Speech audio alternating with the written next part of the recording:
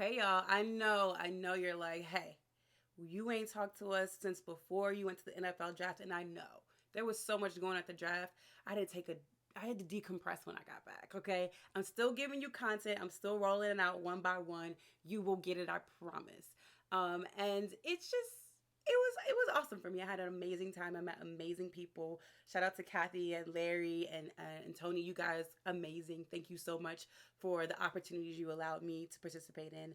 But let's get into it. We're gonna talk about that, and we're gonna talk about the schedule coming out. Okay, so come on. You know you wanna come. Come on. Why are you acting like that? Come on. So one person I forgot to thank in the beginning was my sister. My sister Shadana. She helped me out so much during NFL draft weekend. And we had a good time. We were so busy. I know she didn't come to Vegas to be as busy as she was, but shout out to her. So first things first, the draft itself. I was planning to spend way more time at the draft than I did. Um, and I got some content. I filmed a little bit as they were setting up the red carpet. Um, and if you saw any of my footage the night before, I was out looking for Steelers fans, and it was really, really hard to find them that night before. But then the day of the draft, they were everywhere. I actually saw them the day before. I was seeing, sprinkles of Steeler fans. But that night, I don't know if they were just jet lagged, if they was tired, but they were not outside with me, honey. Um, Shout out to the football bay in Hollywood. I can't remember the rest of her name. I'm sorry, but they are Detroit Lions fans, and they were part of the inner circle for the Detroit Lions, and they were out there, hung out with them. I didn't run into any Steelers fans that night, Wednesday night, but I ran into Steelers. So shout out to Ryan Clark and Brian McFadden. I got to talk with them. If you saw my video, Brian McFadden actually made an appearance in it, so that was pretty dope because I was trying to figure out who they wanted at 20, and I couldn't find a fan to save my life Wednesday night. But Thursday morning, they were outside. They were outside. And I think there was only one group of men. I think there were three of them, and they got the 20th pick right. Everybody else was all over the place. We had people that wanted defensive players. Of course, there were people that wanted Malik Willis. There were people.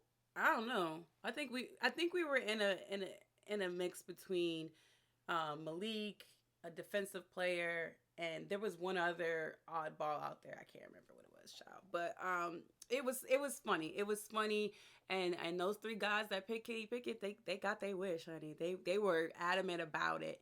And I don't think the Steelers thought he was going to be there. It was like a wild draft. I had the pleasure of watching the draft at an NFL Legends event, which NFL legends attended, former NFL players. So it was great to see reactions. I was able to talk to Charlie Batch after the pick, and even he was a little surprised about the Steelers' 20th pick.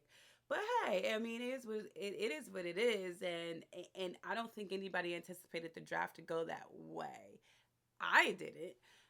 So I'm excited about all the Pittsburgh Steelers pick. It was a very offensively focused draft. So we got some offensive players like wide receivers. We got, of course, the quarterback. We got two, and two wide receivers, and then Connor Haywood, who is like a, I don't know, Swiss Army knife, if you want to call him. He's like tight end, fullback, running back, all that, right? So excited to see how we'll use him. But then one of the guys that we didn't draft with a draft pick but picked up is Mateo Durant. I think we need to watch out for him. I've been watching his tape. He's a running back out of Duke. Watch him closely. Watch him closely. That's all I'm going to say. I'm excited about him. George Pickens, of course. So to and Calvin Austin, but George Pickens, he's small, but I think he has the physicality that we're gonna be missing without Juju, and it's really still hard to believe that he's not gonna be out there with us. Um, but we did get a taste of what that looked like this season, unfortunately. But yeah, I'm excited. I'm excited about it. I got to talk to Chase Claypool briefly at the celebrity basketball game that I attended, and he's also excited about this young offense that's coming to play. So that's great to hear. An offensive player be excited about more offense, more offensive guys coming on the squad. So it was exciting. Like, I don't even know how else to describe it. You know, we're in a new era with the Pittsburgh Steelers. New GMs coming into town. We haven't decided who that's going to be yet, or they haven't decided. I don't make a decision, so it ain't my call. A new running back to back up Najee, most likely. Okay, and because we do need a solid backup. We didn't have that, so there's that, and then receivers. Our receiver core for them is just right now DJ and Chase, and so we had to come in and build that up. I mean, we did pick up Miles Boykins, and we have Miller, and so we have to see who makes the cut. That's going to be an interesting training camp, I tell you. In training camp, we'll be back at Latrobe, so that'll be dope. To interact with the fans and the players, like the old days, like pre-COVID days. BC, we call it, before COVID. So there's that. I am optimistic. I don't know if Kenny Pickett will start. I wouldn't advise Kenny Pickett to start. I don't think it's the best idea. I think he should kind of just sit a year behind, get the flow. I know he's been in the environment as far as the building, but this is the NFL. This is the NFL. So maybe he needs a moment to kind of just sit back and watch and take it all in, and not have these high expectations on his head.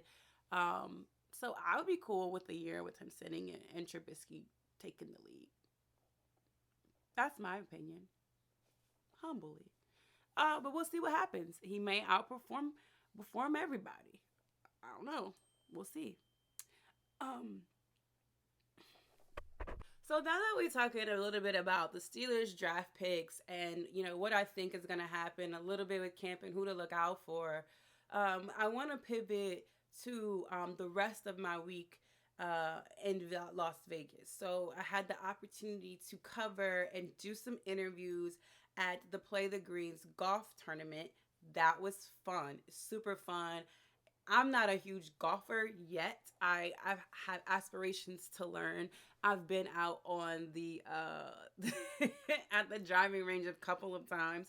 So my golf game is, it's growing. It's very infant like right now, if you want to call it that. It's like an embryo. It's not even an infant.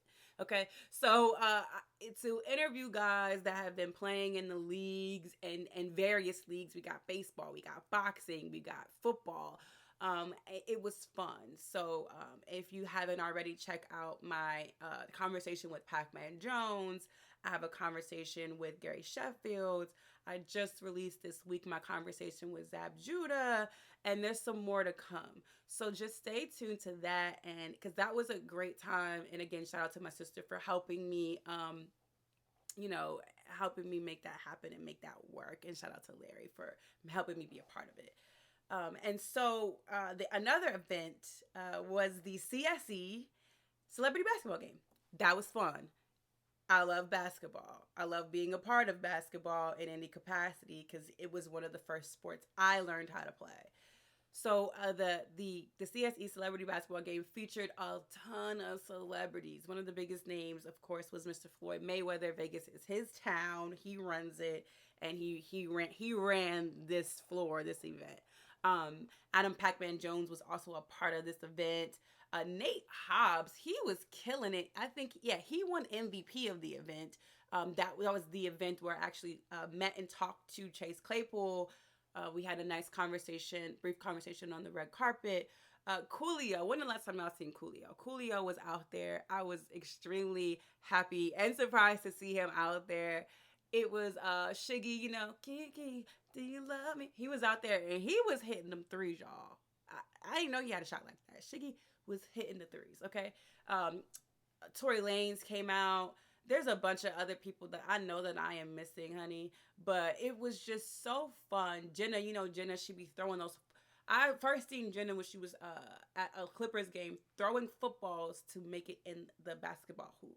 And she's just so talented. She's so athletic. So if you have not seen Jenna, I believe that her last name is Handy. You need to go check her out because she's phenomenal. She's super athletic and just a great woman to have on and in these competitive because she won MVP the last time. So they were trapping her and locking her down so she didn't get that MVP again. They did a good job knocking her down now.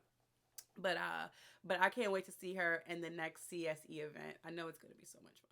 NFL schedule Thursday, May 12th, 8 p.m. It's coming out. The NFL is making a big deal out of it as they should because everybody's going to do NFL all day, every day, 365 days a week. Somebody's going to be talking about the NFL. It doesn't matter if they're not playing or not. It does not matter. Okay? So, schedule comes out. Some games that you will probably see me at that are not at Heinz Field on my list. Miami. I think it's a bunch of leaks going on. A bunch of leaks. I think we might play them in September. So, Miami is one of them. Atlanta, I haven't seen a leak on that. It's probably out there. I just haven't seen it. Atlanta, I want to go to the Charlotte game and maybe Indy because I think Indy, they play in a dome. I'm all down for the domes, okay? Philly. Philly is another game. So that's five away games so far that I'm absolutely trying to go to. And if we play them in Cleveland in September, I'm down to go there too. So that's 6. And then,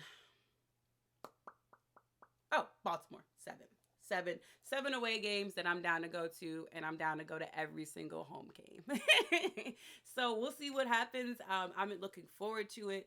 I know we don't leave the East Coast at all, so that is a benefit to us as far as travel and a benefit to me because I don't have to travel far to see my guys. So that makes me feel good. And it's not going to cost me an arm and a leg to go to the West Coast. So I'm cool with it. I'm good with it. So I'm excited. So by the time you see this, the schedule will be on its way out.